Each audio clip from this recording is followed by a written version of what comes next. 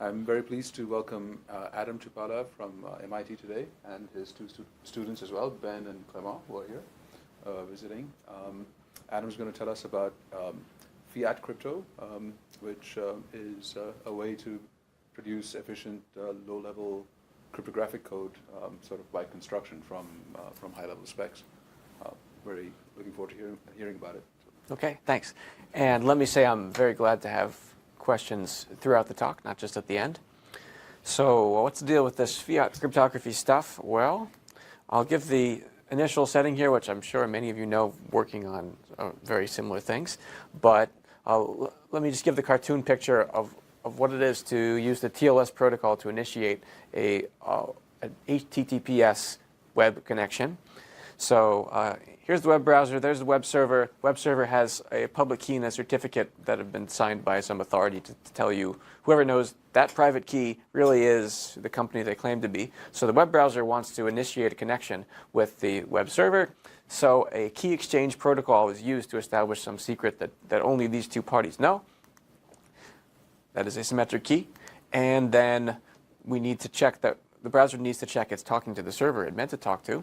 So the certificate and public key are retrieved, and then we use a digital signature algorithm for the server to prove that you know that the party you were just talking to learn that symmetric key, well, it must be the following company that you were talking to. And now from that point on, we can just use symmetric key crypto, which is generally a lot cheaper than public key crypto. So every single HTTPS connection that goes on needs to go through this little dance to establish the symmetric key. The first two stages of that process that use public key cryptography, they only run once per session, but there can be many HTTPS connections coming into a serious data center, so it's important to optimize the performance of the public key part as well. And the challenges there have to do with trading off between correctness and performance. And in fact, the public key algorithms in practice are a lot harder to implement correctly and prove correct than the private key algorithms. And one of the biggest challenges here is doing big integer arithmetic modulo some huge prime number. And that is what we're going to try to get right with programming tool support. So how bad can it be to do arithmetic after all? Well, there are not that many different crypto libraries used widely, luckily, and they're built by pretty competent people, but they really have their work cut out for them because there's a whole space of algorithms that matter in practice for cryptography. There's another space of different prime moduli that matter for implementing these algorithms, and then as usual, there are a bunch of different hardware architectures. It is surprisingly close in practice to true when I say that every element of this three-way Cartesian product gets implemented separately with no code sharing, and only a relatively small set of experts on the planet know how to do it in a way that achieves acceptable performance. So when you change the prime number, it really is true the experts rewrite the assembly code from scratch for every hardware architecture to get the best performance. This is the state of practice. And they get it wrong a decent fraction of the time. We found quite a few bug tracker issues that were related to getting this kind of arithmetic wrong for different kinds of protocols. So there's a real opportunity here to improve the development tool story for this space. Here's an example of someone getting something wrong. This was a comment in reference C code written by the same people who designed the primitive that it's implementing. They left a comment saying, I'm not really sure if this variable can be negative or not. You should probably go read this book, and if you figure out that it could be negative, let us know, fix it here. So that's not exactly confidence enhancing.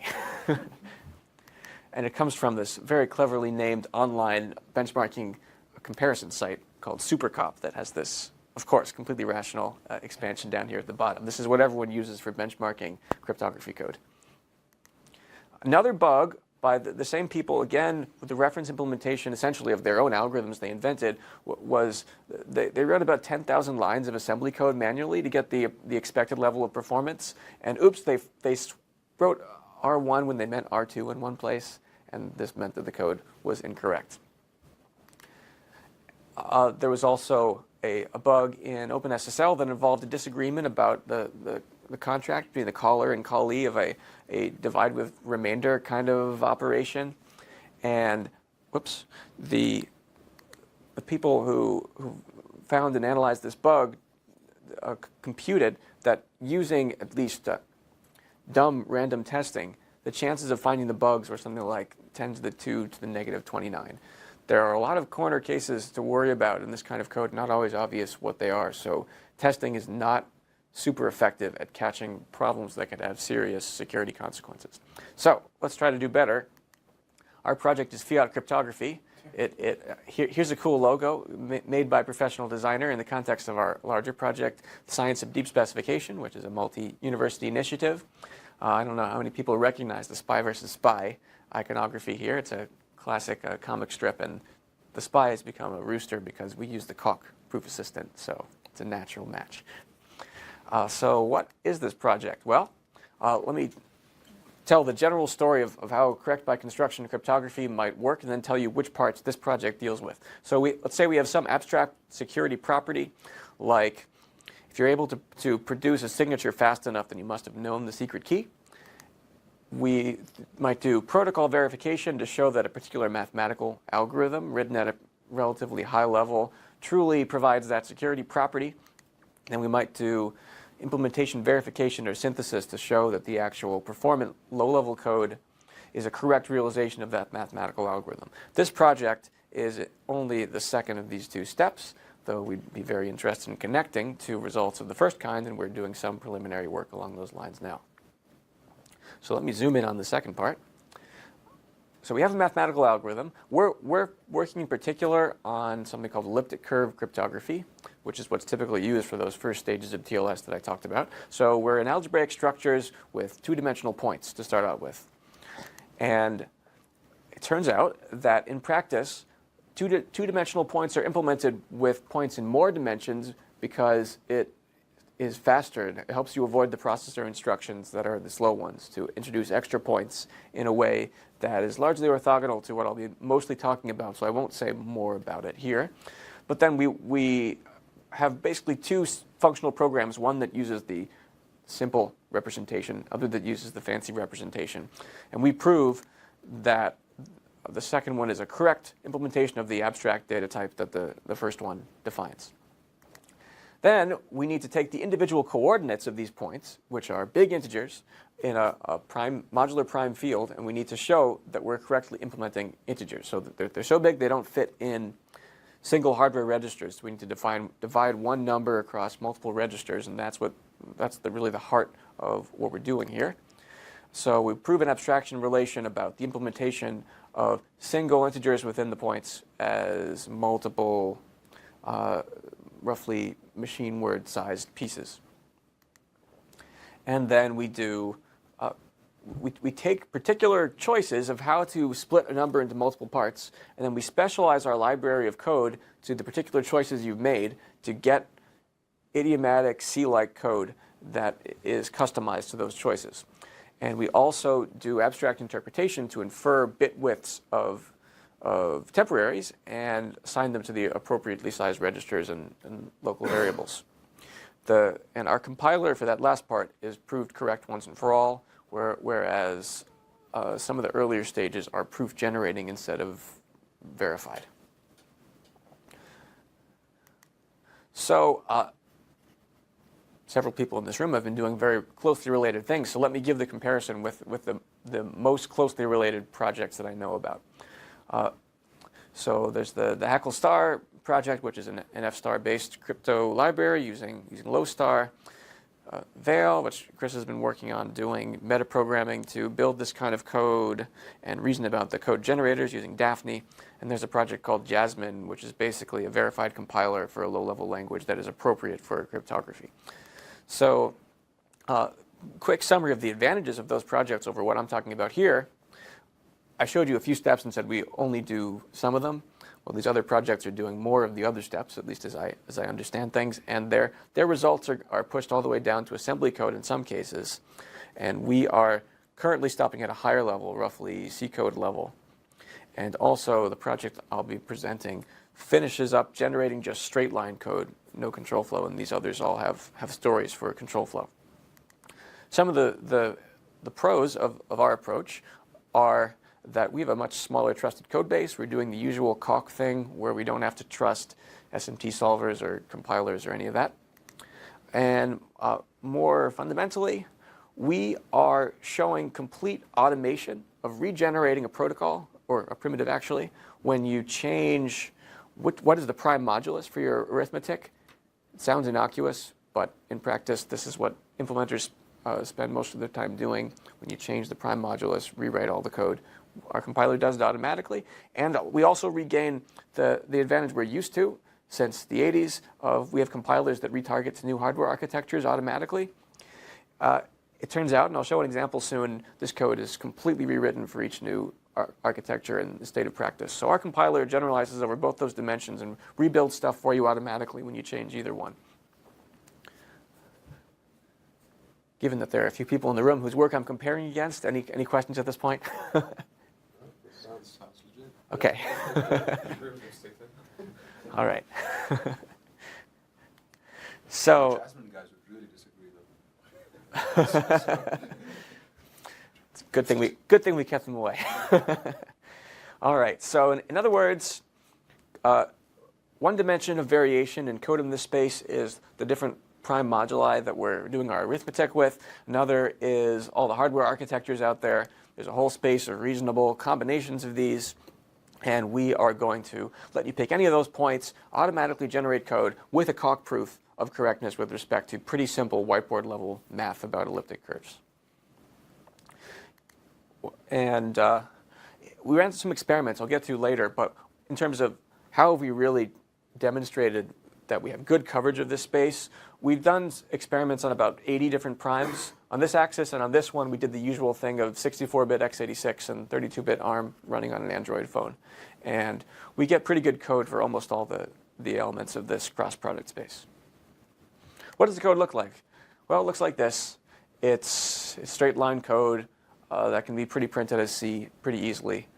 And it's probably not super easy to squint at this and see interesting differences between the 64-bit and 32-bit versions for a particular prime number, but at least there's a lot more code on that side, as evidenced by the smaller font size, because you need to use more registers when they don't store as many bits. And we can generate 128-bit code, getting ready for more processors that support those registers directly, and it's almost no new effort. Probably likewise for 16-bit code and things like that. Our framework is generic in those decisions. Yeah? I understand the thing about registers because on the left you're declaring up to almost like 38 variables. Right. It seems obvious to me why the variables map into hardware registers. So the question is, I'm talking about registers, but I'm just showing you C code with as many local variables as you like here. So we depend on a register allocator like usual. Most of these variables quickly become dead as you proceed down the code, and so you mostly do manage to use registers for all this stuff. In fact, the high-level algorithms are designed so that that's the case, so you get the best performance. Does that answer your question? I don't see why the 32-bit side would be different then. We have, the question is why the 32-bit side is different. I'm not sure which dimension you're talking about, but we have, notice, over there, we have 32-bit and 64-bit size variables. Maybe I'm the only one who can see that since I'm so close. This side, we have 64-bit and 128-bit. So that's the difference. OK. How do you expect the 128-bit variables to be compiled? How are they compiled? So for instance, here I have a 128-bit addition of two 64-bit instructions, and we use compiler intrinsics to get the native processor instructions for that, which is really important for some of these algorithms. So you expect like those to be split among two registers ultimately, or? Yeah, it's an addition that goes into two registers. We also have add with carry instructions for some algorithms and not others. So we do depend on a few different flavors of processor, of C intrinsics that wouldn't normally be around. All right, so another dimension of success here is that we're now the Curve 25519 implementation in Chrome and working on being likewise for P256. So those numeric buzzwords are the most popular elliptic curves, both in the TLS standards. P256 is still most widely used. Curve 25519 is like the hipster curve that if you're ahead of the popularity curve, you realize is the one everyone's going to be using, and it's a lot simpler to implement, which has both pros and cons in that it's easier for us to do first, but it's more impressive if you get P256 also. And we have that proved. It's just still being integrated into the BoringSSL library that Chrome uses. And it'll first be out there in Chrome version 64, which I think is in development stage now, and it'll switch to beta in the next few weeks. So let me go back and talk a bit more about what really is going on in this arithmetic and what are the challenges. So like I said, different prime moduli lead to dramatically different implementation strategies to get the best performance on the processors that we have. One prime number that's very important, 2 to the 255 minus 19, it was designed by crypto implementation experts to have good code on commodity processors. It fits a general pattern that's been given many names. One of them is pseudo-Mersenne primes, where you have a power of 2 minus a small constant. Why do we care about this? Why is this going to make the code fast? Well, a key operation that we need to come up with is modular reduction, which is basically the mod operator that we're all used to from math classes. And the trick is, we know a lot of mod operators are built into the hardware. If you happen to work with a power of 2, then mod is very efficient to compute. But in crypto, part of the point is to make certain operations not efficient to compute. So we have a number that's almost a power of 2, but unfortunately almost doesn't count here for getting good performance. So we're going to need to work to get mod to be fast. So here's an example of how we might think about this. Let's say I just did a multiplication or something where the output is naturally twice as wide as the input operands. And so I can take the output and think of it as a high order word and a low order word. We shift the higher order word into place by multiplying it by the right power of 2. Now I want to take this thing, perform a modulus operation to get it back down to single width. So let's do a little algebra, and I'll subtract and add c, that small constant, in the appropriate place, and then distribute. And now something nice has happened. We have this term here that's multiplying by the modulus, so goodbye to that thing. And now there's this kind of clever thing that's happened where we've done a modular reduction where all we need to do is multiply by a small constant and add. And now this sum is probably, though it's not true in all cases, smaller than the modulus. And we've done a mod without using any hardware mod instructions or anything else slow. We just need addition and multiplication, and so sometimes we even manage to do it without multiplication. Since we know C, we might implement that as several additions if it's faster. So it's really crucial that we can do this in practice to get good performance. So one thing we'll do in our library is generalize this trick and make our compiler automatically use it where appropriate. So that was at the level of the whole result of multiplication, assuming we have really big registers, which we don't. So let's think about this prime number and say we're going to, again, do a multiplication. The output of multiplication would naturally be 510 bits wide. And so we could represent it on a 64-bit machine with 8 different registers. And now let's try to use that trick once we've peeked under the covers and seen how we break numbers into registers. So I've written the formula for turning one of these lists of registers back into a big number.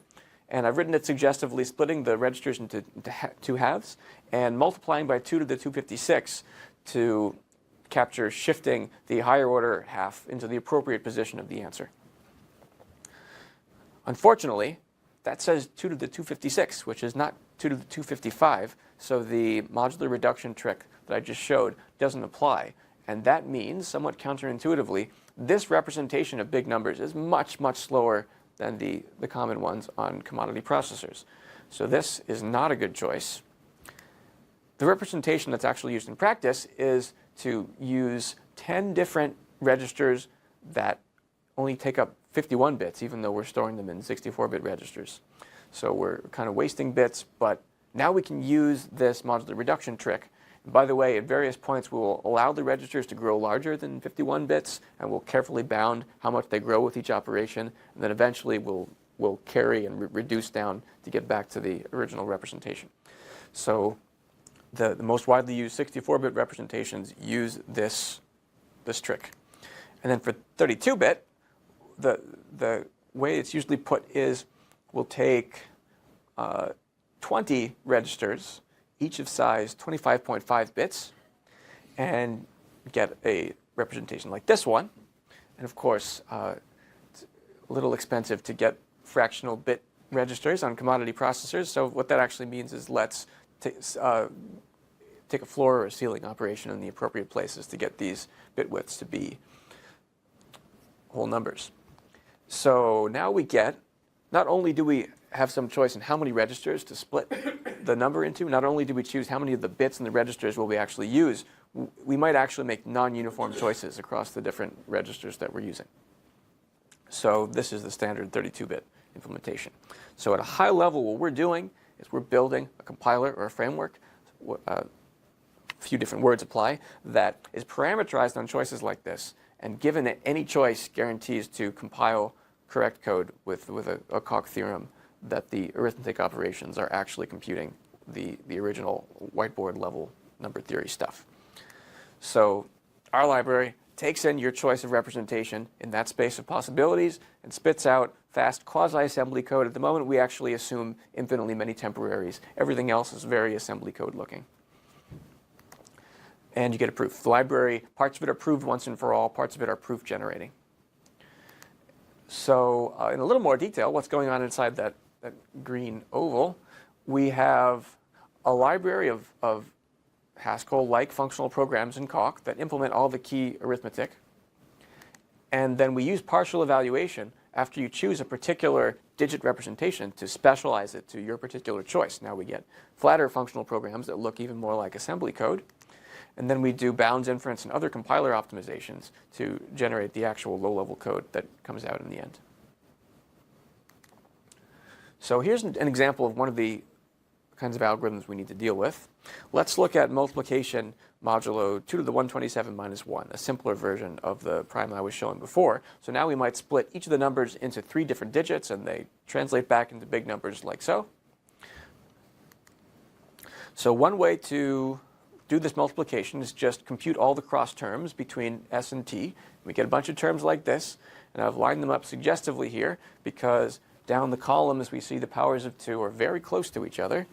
So we can just add down the columns and produce an output like so. And you can see in some places the powers of 2 were a little off from each other, so we do extra multiplication to compensate there.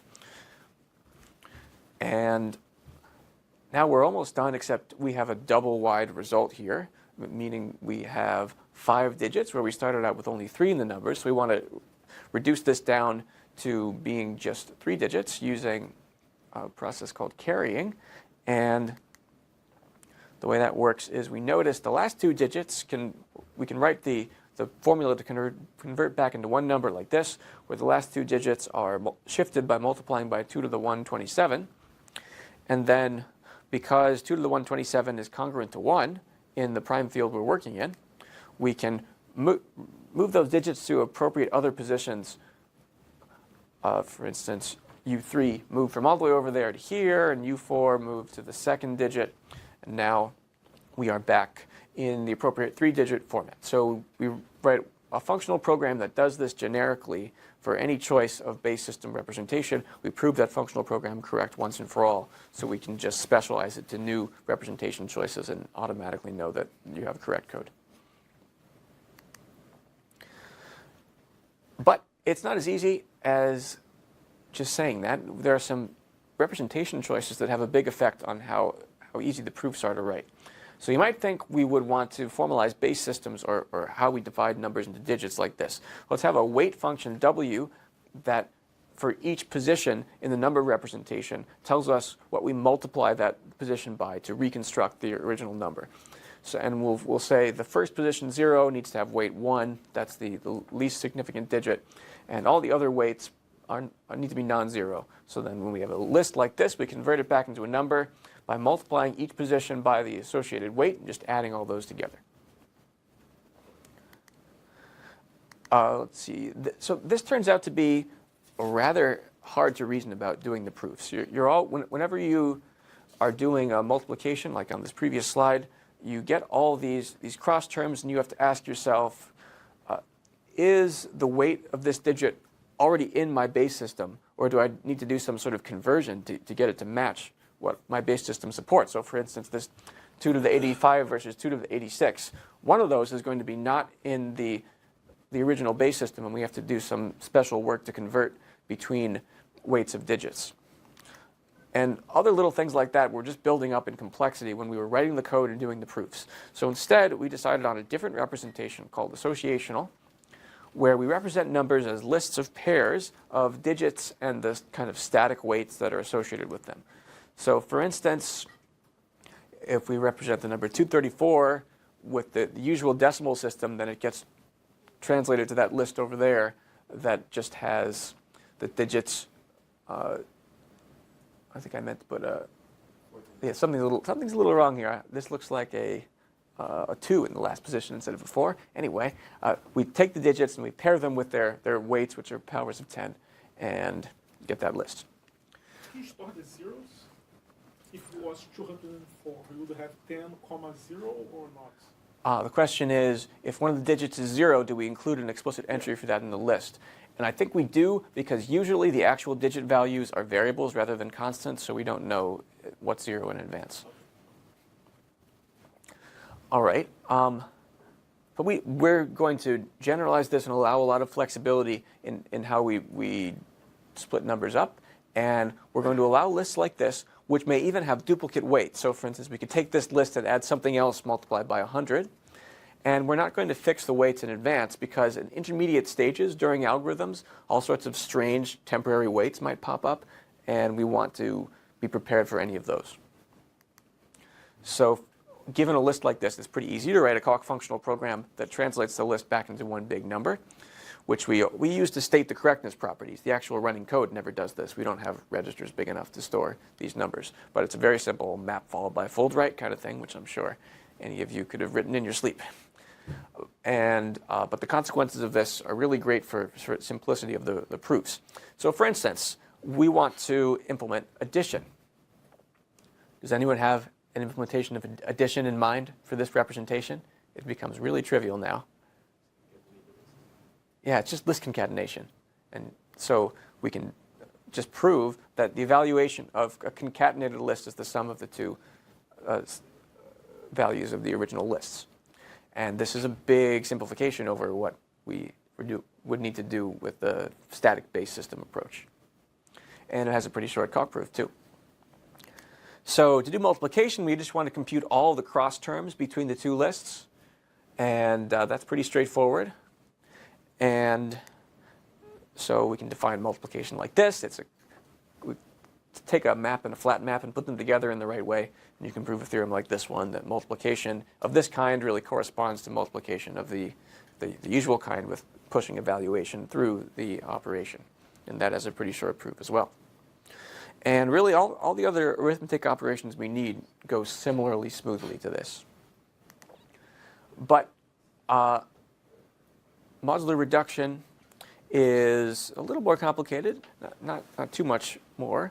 So remember I talked about this trick where we reduce the modular reduction operation to just multiplying and adding. And we can generalize that to the full space of base systems, where we need an operation called split that takes one of these lists and breaks it into the terms whose weights are above a threshold and below a threshold. And that turns out to be easy to write too. We just use a classic list partition operation that checks, it looks at the weights and sees which ones are 0 mod the amount we're splitting by, and then keeps the high part of that partition the same, and then reduces the low part where everything is divisible by this weight, actually does the division, and then we're good there. And then the reduce operation that we need performs the split and then does the multiply and add, because remember, we implement add with just concatenation of lists. So this too is quite straightforward.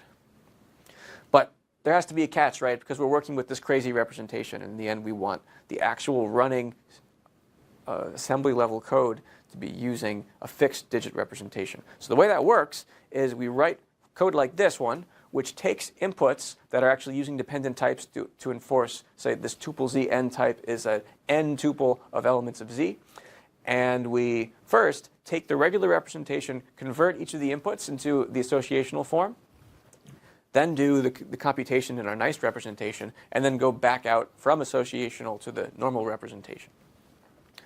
You might be worried looking at this code that we're going to have runtime overhead of constantly converting back and forth between formats. The idea is for a given function that's present in the code in the end, we only convert once at the beginning of the code and once at the end, and we're going to use partial evaluation to remove all the overhead of this conversion, such that our proofs are a lot easier by the fact that all the reasoning in the middle here is straightforward, and we will also need to prove that these two associational and from associational operations are correct. They have to do a little bit of arithmetic to choose the right way to convert when you have an input term whose weights don't quite match the ones you're looking for. But we do that once, we prove that once, and then the other code and its proofs follow this form and are pretty straightforward to verify.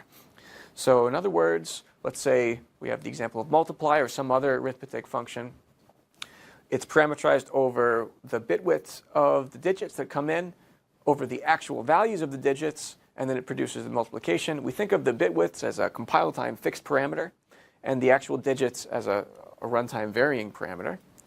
So we do specialization to just think of this as a curried function, so that just passing it one of the arguments and not the others produces a calc term that stands for the representation specialized multiplication.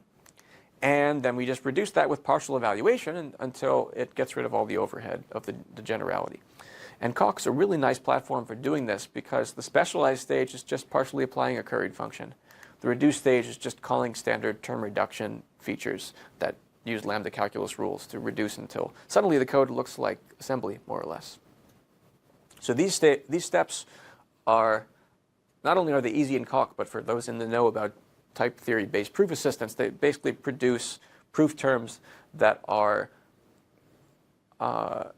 essentially just restating the problem. You don't need to do any explicit proof manipulations. These steps are built into the logic as automatically applied for you whenever you need them. So here's an example of the end product of that approach. So I've defined a particular base system. This is the example I gave of that popular prime where you need to split it into 20 different digits, each based on alternating between two different bit widths. And this function up top specifies that. So I state a calc proof goal saying, please find me an inhabitant of this set. Given two tuples of width 10, so apparently we only have 10. I guess this might be a simplified version of that example.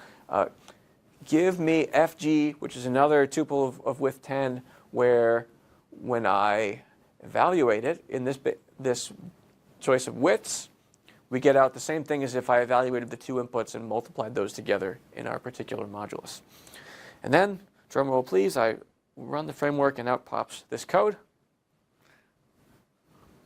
Probably should have introduced a bug on purpose and asked anybody if they could catch it, but this is pretty nice flat-looking code that can be turned into C-like code by just introducing names for the intermediate computations, and all these numbers like 38 and 19 popped into existence at the right spots, and no new proofs needed to be written for this to work, but we do get a guarantee that this is a correct realization of all that. So we have some calc tactics that, given this statement of a proof goal, will automatically do what's needed to get to this point. A little confused about something. So, if you take a handwritten implementation of this kind of operation on this representation, yeah, every operation is guaranteed to carefully written to stay in this particular representation of this 25 and a half bits. It's not obvious to me that if you convert to associational form and then go back, that you will also always stay in that form. Got it. So the question is, given this framework we've set up that is it's so flexible about the widths of digits at different points, how can we be sure that the code we generate will actually stay committed to one representation? And the answer is the general framework does not ensure that, but we heuristically choose the right instantiations of its parameters so that in practice this happens. And so it's at least true if you get that heuristic choice wrong, you don't get functionally incorrect code out, but you might get really slow code. Right.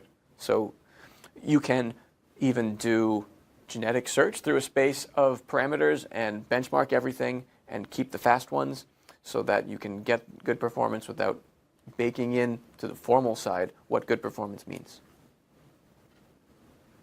So at what point do you know that each one of these small variables like F2 and G9 and so on are bounded? About 2 slides from now. Okay. That's when I know that none of these overflow, which is important. You talked about formally specifying performance. I gather that that's not at all what you're interested in right now. Can you imagine a scenario in which you would be able to prove some bound on performance, at least given us a limited bag of tricks, or maybe not limiting your bag of tricks? So could we someday prove performance results? It seems very believable, given that we're basically doing straight line code here. How hard can it be? Optimality of performance. Optimality. So could we prove that there is no better implementation of this algorithm on this processor? I have thought about doing that because we also work on processor verification. So we could look at the Verilog code for the processor and try to prove that, but I have no concrete ideas on what the proof strategy would be. Sounds like fun, though. This is not necessarily even the optimal algorithm. There's like Karatsuba and stuff. So Right. We do have Karatsuba in our library, but it's not being used here, I think. Yeah. sounds hard. I think Karatsuba turned out to be not so bad in this funky representation, but I don't remember the details. So another question: when you pick these heuristics do you expect to get out the code that corresponds to a handwritten implementation that you're trying to match? Pretty much, yeah. The question is, will we expect to get the same code that the experts are writing by hand? What tends to happen is it's not literally the same code, but it's a one-line proof in Calc to establish it's the same code. The instructions are in different orders, which do have consequences for register allocation and that sort of stuff, when it's still an open problem how to automatically make those choices in a very efficient way. There are no deep differences in our code versus the handwritten code. All right. There's one other catch that shows up in partial evaluation, which this example was too simple to need. Sometimes we have common subterms within a big term like this. Not so many here because sort of by construction we're always getting these cross products of different terms of the input, but sometimes we need to preserve term structure. So let me give an example. Here I'm just trying to motivate the idea. Sometimes we want to generate code with lets in it and have those be preserved throughout the evaluation down to flat code. So imagine the lets in this simple example were binding variables that needed to be mentioned multiple times, though in this case, to keep it straightforward, I'm only having each let be mentioned once. This is a simplified case of an addition algorithm that is just component-wise adding the digits between 2 inputs. And by the way, you might notice this simple code doesn't do carrying across digits, but actually many real algorithms set things up very carefully so that you don't need to do carrying with every add. And only after a few you have accumulated enough extra bits in your registers that you then do some work. But imagine we're trying to add 2 lists using this function. And now I want to specialize this code to the case of 3 digits in each input. There are some 6 values that are not known at compile time. And I just tell Calc, evaluate this functional program in the usual way. Unfortunately, we get this kind of ugly thing which doesn't look like assembly. All the lets are nested inside of the list cons operations. So the way we get around that is, unfortunately, but it works well in the end, we write most of our code in continuation passing style. So that here's the CPS version of add lists, where say the recursive call is in tail position, and we build a new continuation and standard stuff like that. And then when we try to do the same kind of reduction on the lists of length 3 with unknown values, then it just reduces to the right point. So it looks really straightforward here. It's kind of a pain in our code base. We wrote everything in CPS and direct style improved equivalence, and the actual normalization only happens in CPS to get proper sharing of common subterms. It took us a long time to figure this out, by the way. So, Sorry, this side. Why does the x plus y not get inline in the continuation? all right, because we've told Coq not to do the let inlining rule of reduction, but to do all the others, or an appropriate set of others. But you could have done that in the first one. Well, how does the continuation help you? Yeah, it's kind of magic. I don't have a great description of why. I think this trick is sort of well known in the partial evaluation world, but Nick, you can see it. The let gets banned before you call it continuation, essentially, in the second version, whereas in the first version, you do the cons, and then you do the recursive call that's going to introduce the let. oh, by the way, I forgot to repeat the question, which was why, basically, why does this help? I think was the question. Yeah. And then Clement partly answered the question, and the way it, If you just unfold by hand, like in the top version, you're going to get exactly what you see on the right, namely add lists, add a let at the beginning of his body. And that appears after the cons in the top version, whereas it's before the cons. right. So okay, I guess a short explanation of why this works is with natural reduction rules, we do all the lets before we start building the list. And that's what makes this work. And by the way, you might worry, hey, there's still a list left in this program. That's not a very idiomatic C program, but we'll actually take this operation and compose it with others in practice, and all the lists will reduce away in a larger program. Is it a good summary to say that the top version of the program would require Coq to do much more legwork to hoist the inner let bindings and then give you the shape that you want to get the obvious list in terminal position of your program to further reduce when used in other contexts?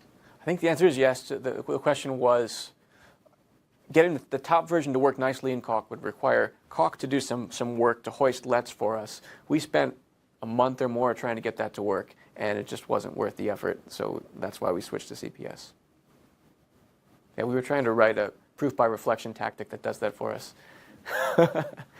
But this is much nicer once you get past writing everything in CPS and proving it once.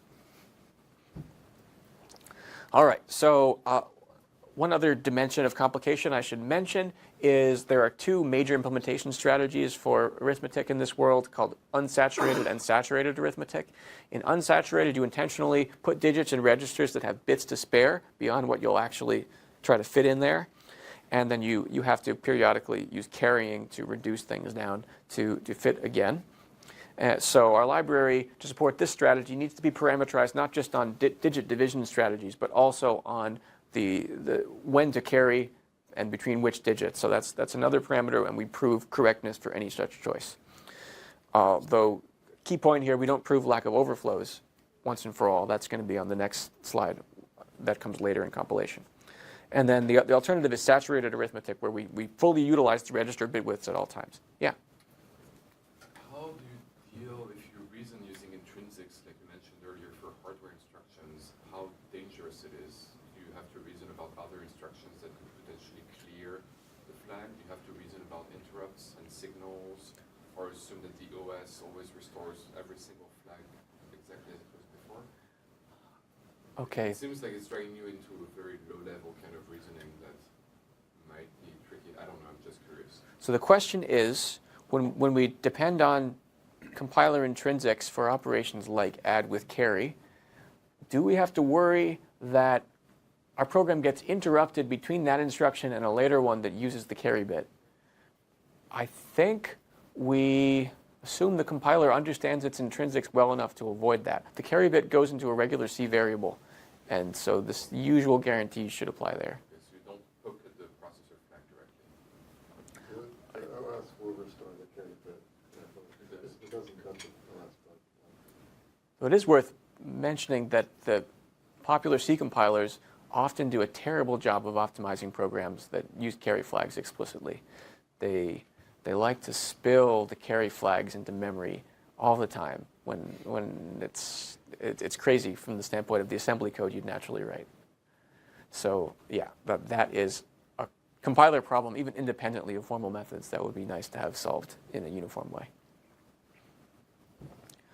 Right. Yeah, I've probably said everything for this slide. Okay, so now let's actually start discharging this obligation about overflow and making sure we don't have it. So imagine in earlier stages we compiled this expression, which is a somewhat optimized version of some sort of program, has free variables x and y.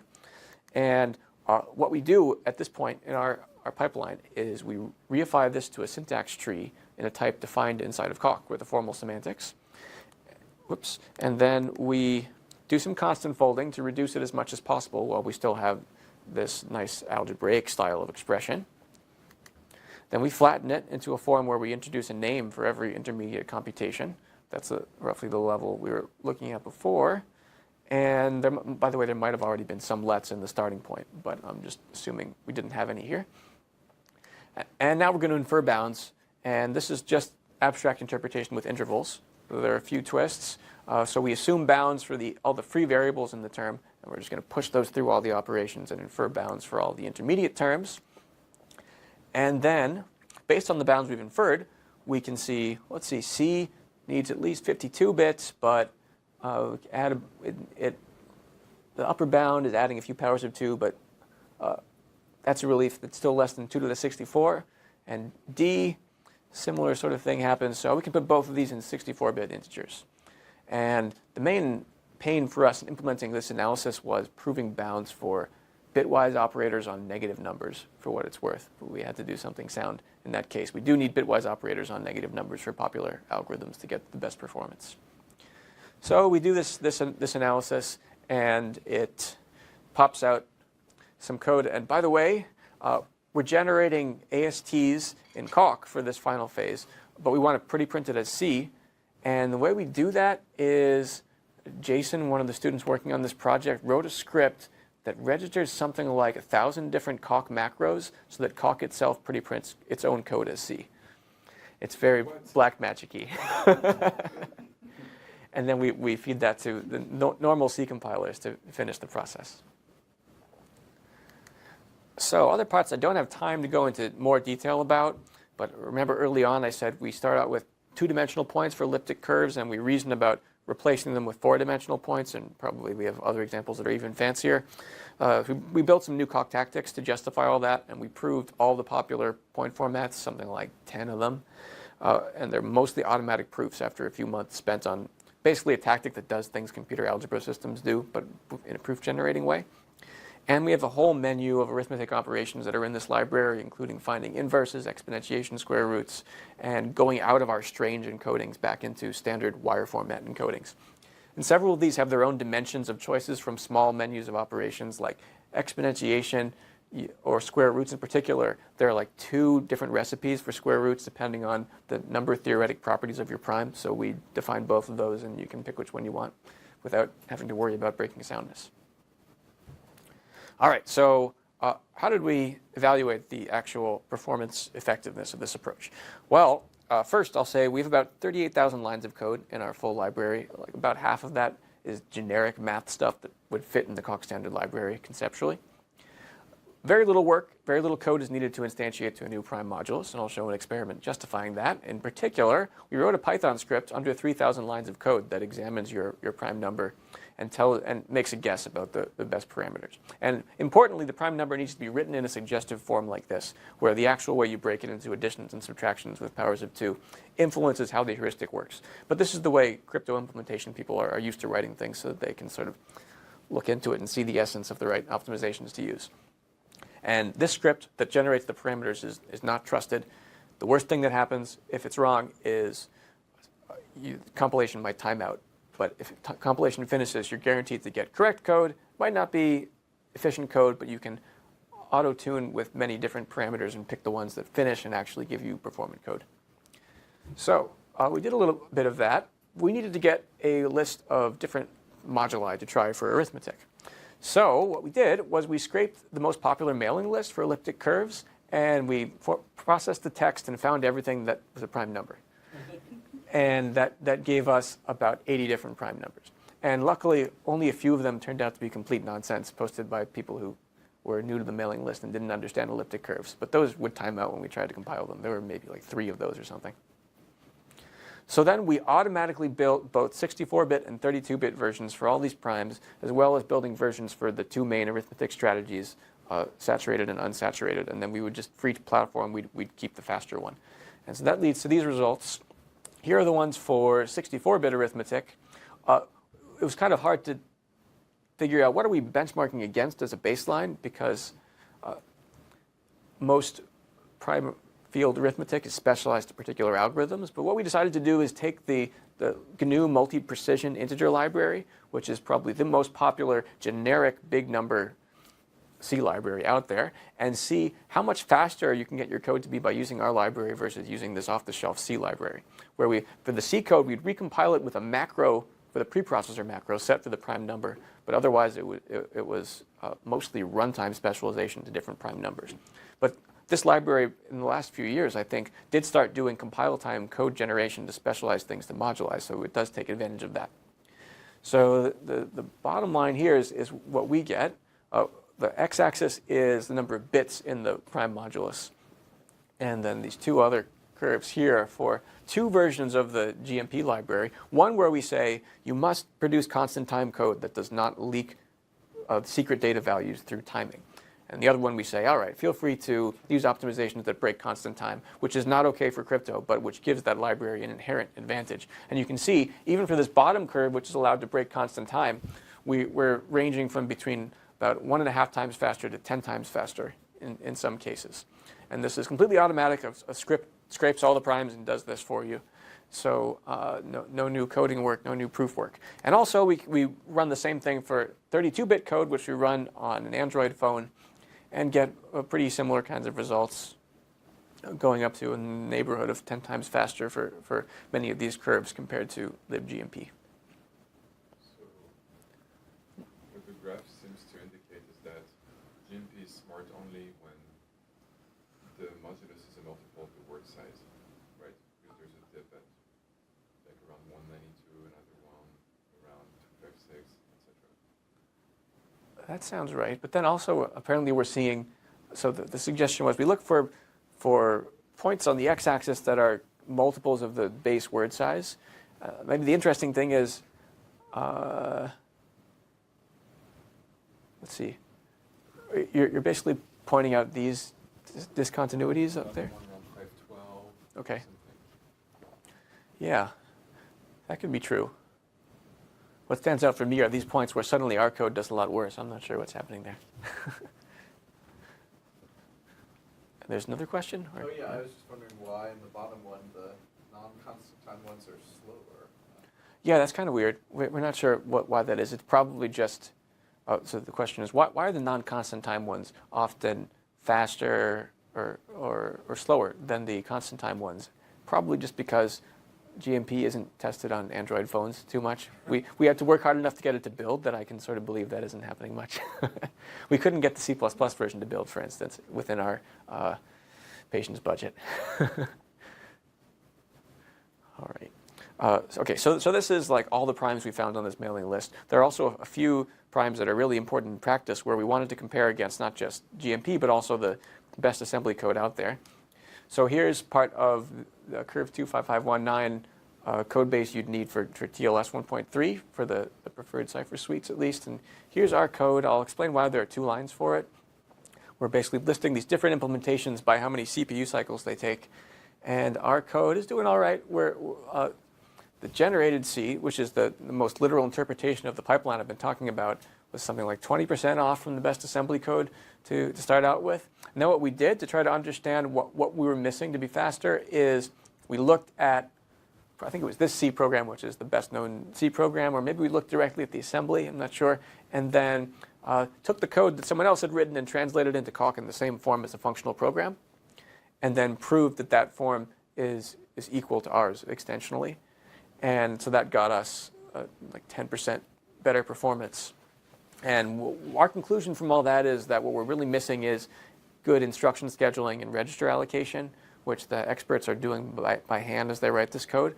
So that's one of our directions for future work, to build a compiler that does those in the right way. It turns out Clang and GCC actually do really bad register allocation for this kind of code, and you can get a factor of 2 in performance in many cases by handwriting the assembly code and doing instruction scheduling and register allocation yourself. But it would be nice to have a compiler for that. We also measured performance of our P256 implementation. This is the most common elliptic curve in TLS, significantly harder to implement efficiently on commodity processors, which is why the other one was invented. But here you can see we're like roughly twice the number of CPU cycles versus the best known assembly code. And on this slide and the previous one, like everyone else who works in this space, we at least beat the performance of OpenSSL cross-platform C code, which sounds impressive at first until you realize no one uses this code in practice because it's too slow. But we're at least reasonable against that baseline. All right, so the next steps we want to tackle here, one I was just mentioning, is some of the last phases of compilation really deserve good compiler support, even if we forget about proofs. Namely, we want better register allocation and instruction scheduling, so we don't have to hand modify the last stages of what pops out of our compiler. And we think it's okay to write some sort of really expensive, maybe random search-based version of this that you let run overnight for your important crypto algorithms. We'd like to expand our scope to more of the crypto primitives from TLS and other protocols, and in general try to do more of the parts of TLS inside Calc with code derivation-based strategies as opposed to write the code and verify it strategies. And there also seem to be good matches with other kinds of crypto, especially emerging kinds like lattice-based cryptography, where apparently there's still a lot of experimentation about how we should use lattices in crypto primitives. So it would be nice to have a compiler that takes each such new idea and automatically builds fast code for all the platforms that are out there.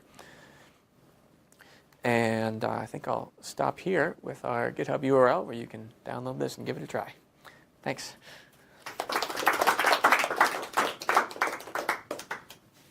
So why do you want to search for a good register allocation? Presumably those rockstar coders are not running searches over spaces in their heads. They have heuristics in mind, and they're applying those heuristics. And you, presumably, if you talk to them and learn these heuristics, you apply them just like you're applying other heuristics. We tried that a little bit so far. Maybe we should try more. The question was, why don't we just talk to the people who are handwriting the code to get the heuristics out of their brains that we put into compilers for register allocation and similar stuff. I don't think the experts have the level of introspective knowledge to just tell us what the algorithm is, and we haven't been successful yet at extracting it. But we'll keep trying. At the moment, I'm betting more on random search-based approaches being effective. We'll see. Yeah. Can you say a word about vector instructions? Vector instructions have been on our list to support since the start. We don't know how it'll work exactly. We'd like to do some manipulations at the level of functional programs that find appropriate units to group together, but no concrete insights to share at this time. It is important to get the best performance on particular processors, but we haven't gotten there yet. Do you have any insights? Sorry, do you have any insights as to why the Intel compiler is so much faster than the GNU compiler in your last slides? I think it might be handling of carry flags. GCC likes to spill carry flags to the stack, and the Intel compiler is reasonable. So there's really two things going on here. There's the verified part, which is, of course, what makes it very impressive. There's also the automation part, which you're doing things automatically that people are doing manually. Yeah. So I'm a bit curious, when people do this manually, why do they do it manually? Like, why don't they run this kind of program to get those same numbers? So the question is, why weren't the experts already scripting the work that we're doing automatically? Even without the proofs, it's still a big advantage. And the reason is they didn't think it could be done, I guess. When we talk to the people who've designed all these protocols, these primitives, they're pretty surprised that you can generalize. It's just a functional program that embodies all the algorithms they've been figuring out. That, it seems completely conceivable that you could do much better than they do. Just saying, like, you can unroll the loop 10 times and do this over 10 iterations. They can't do it manually because it's too much work. Well, they already do that even in OpenSSL, and Veil does that kind of unrolling. 100 unrollings of the loop, and then they can't do it. I mean, at some point you're going to beat the brain with, Well, you know. They just write scripts that do the loop unrolling for them. Oh, they have scripts. That part works, but as far as I know, there are no scripts prior to ours that are generalized in either the prime modulus or the target hardware architecture. They get rewritten for each one, or at least there's significant implementation effort for each new variation. So it seems like you could at some point beat the automation aspect too, and do Yeah. faster than. So I think maybe there's well, two points. Maybe it's the because you have proofs, you are emboldened to actually search for this stuff. Because if you just wrote a script and you just like, here's an implementation, and it happens to be faster than the other one on some test vector, how do you know that it's actually a reasonable implementation? So I think that the proofs are an enabler here. Right. The other point is, I think, so Hacklestar is also doing this kind of meta programming to generate implementations that are parameterized by a template for the representation of the big num. I think what you're doing that's maybe more than what Hackle is doing is that Hackle derives the operations, all the operations except the modular reduction, generically via metaprogramming. Yeah. And then you have to provide just the modular reduction, and you do the modular reduction as well. But I think Hackle has, in Hackle's defense, they ensure that they always stay in this the particular template that was provided. Whereas, given the remark that the little discussion that we had, I mean, I think yours. In the intermediate states, you may actually depart from the original template that the implementer may have had in mind. So. Right. So just to repeat both the previous remark for people following along at home and this other remark. First one was having proofs of correctness emboldens the programmer to try new generation strategies, and maybe the people who didn't have proofs in the bad old days didn't try these strategies for that reason. The second remark was that the Hacklestar library is generic over the prime modulus except in the modular reduction code, and it's set up to guarantee in the appropriate sense that you stick in the representation that the implementer would want. And it is true that our library does not guarantee that, and again, I'll just mention all the cases where you're outside that representation only occur at compile time and get reduced away to cases where you do stay inside that representation, as long as you chose the right parameters, which you might not have. Are you planning to go to assembly? The question is, are we planning to go to assembly? Yes, we are writing a new verified compiler for a C-like language that we are planning to connect into this. And that it's pretty easy to do that for this code because it's very close to assembly already, but we want to expand the scope to include loops and other things that some of those related projects have already tackled. Yeah? Why do you need the mailing list to search for primes? You could search for primes yourself and maybe find better ones than anyone has even thought of. We could choose random parameters to cryptographic algorithms and hope we hit on something useful. Yeah. Ones that are close to. Okay, so you don't think you. I don't actually know what goes into deciding which one of these primes is the right one to use, but I think it could be a huge mistake to find the ones where the right operations are fast, because we want cracking your cryptography to be slow. You have to know which ones are safe. And there's no other method. There's no way that there's no algorithm. I mean, there's algorithms for determining whether they're prime, but there are other. You need to know the there are other attacks. traps. You need to know the attacks. The hard part here is you need to find parameters where the right operations are fast and where certain other operations are really slow. And it's hard to use testing to ensure things are really slow. What were the bad primes that the newbies were posting on the list? Like, what was bad about them? They just didn't have the right. The question is, what made certain primes posted on the mailing list bad? And it was that they didn't have the right structure for these optimizations to work. Were they too far away from a power of 2 or something? Probably, I'm not sure. Did you have a thought? That's what I would assume. Okay. And it's also the case that sometimes the same prime can be usefully expressed in multiple different formulas, and one formula is best for 64-bit, one formula is best for 32-bit. And so we had to use that to get the right behavior in some cases.